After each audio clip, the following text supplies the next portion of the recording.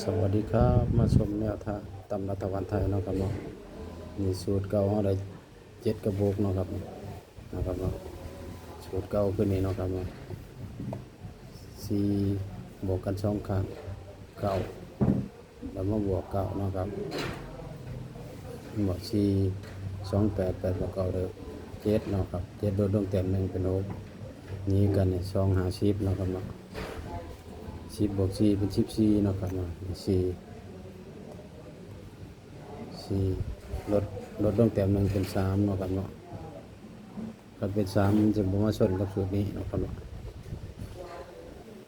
บ่ชนกันเนาะหมวดนี้เนาะครับเนาะ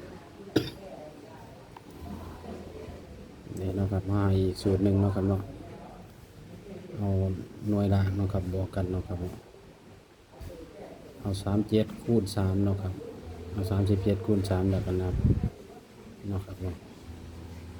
นี่เนาะออกมาซ้ำนี่เนาะ37คูณ3ออกมา1 2 3นี่เนาะครับ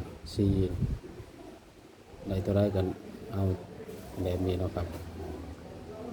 นี่ลงถ่ายโดย1เนาะเอา1 2 3 4ลงถ่ายโดย1 1 2 3 4นะครับเอา37คูณ3นะครับสมมาเนี่ยเนาะครับเนาะนับขึ้นเนาะครับงวดที่แล้วมันก็เข้านี่เนาะครับ37นี่เนาะครับแต่งวดนี้บ่วิ่งมันบ่ชนกันเนาะครับแต่ก่อนชนกัน7เนาะครับเ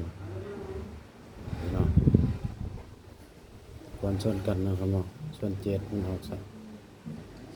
ก37เนาะครับเนาะเห็นบ่ครับแต่ก่อนก็ชน8มันออก98เนาะครับเนาะเรียกว่า87งวดนี้บ่ชนเนาะครับเนาะชน2ตัวนี่นะครับชน3กับ4เนาะครับเนาะ